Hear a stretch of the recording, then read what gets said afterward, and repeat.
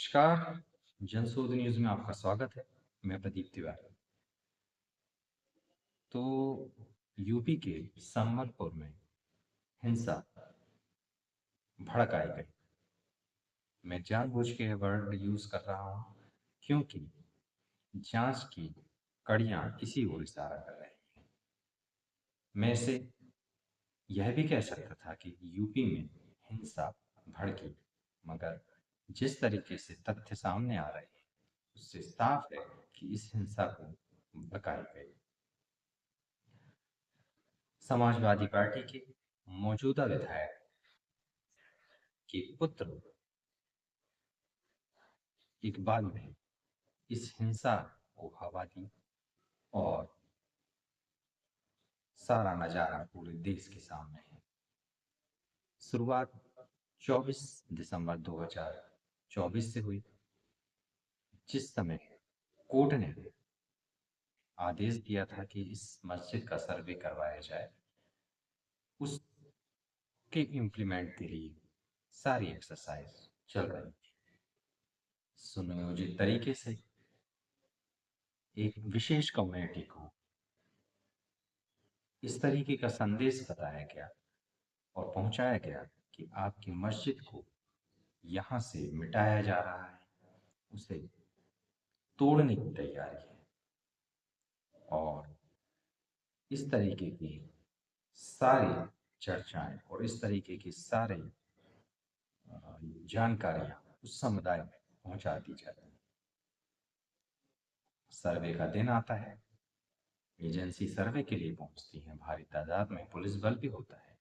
किसी को यह भनक नहीं होती कि इतनी बड़ी तादाद में इस तरीके की हिंसा वहां पर सुनियोजित की गई है। सर्वे एजेंसी वहां पर अपना काम कर रही होती है। एक जगह से जेसीबी कुछ पानी को निकालती है बाहर और बस इस पर राजनीति की रोटियां सेकना चालू कर दिया जाता है। कहा जाता है कि सरकार ने, प्रशासन ने वहां पर मस्जिद तोड़ने का काम चालू कर दिया। केवल इतना ही नहीं, पूरी तरीके से इसे सुनियोजित किया जाता है।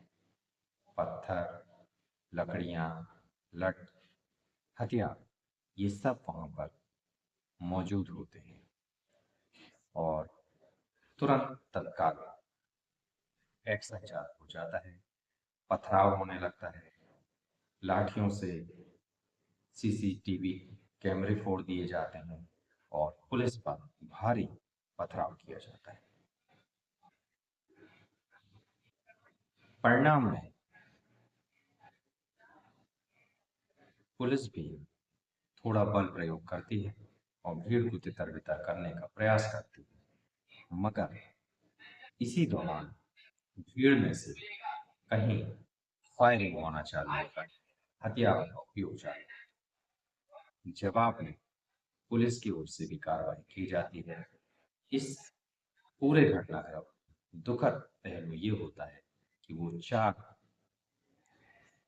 युवा अपने प्राण गंवा बैठते हैं विशेष समुदाय के, जो शायद भविष्य में इस देश के इंजीनियर या इस देश के आर्किटेक्ट या इस देश के कोई डॉक्टर बन सकते थे, मगर वो किसी राजनीति का शिकार हो जाते हैं। वे युवा अपने प्राण गंवा बैठते हैं और पुलिस के भी बहुत से जवानों को चोट आती है, उस विशेष समुदाय के भी लोगों को बहुत सी चोट आती है। और इससे फायदा किसका होता है? कुछ राजनीति करने वाले लोगों की। इस पूरी हिंसा पर विपक्ष आग बबूला हो जाता है, होना भी चाहिए, मगर उस आग को बुझाने में भी उसे पूरा प्रयास करना चाहिए, ना कि उस आग को हवा दें। जिस तरीके की बातें वहां पेश आती हैं, लगता है कि यह पूरा सुनियोजित था और विपक्ष चाहता ही था कि उस तरीके की वहां पर कार्रवाई हो, उसकी प्रतिक्रिया हो और वह उसके खिलाफ कोई एक्शन ले सके। मैं मुस्लिम समुदाय को भी खासकर बोलना चाहता हूँ, इस तरीके के नेताओं से आप सावधान रहें। इन नेताओं से आप सवाल जरूर करें।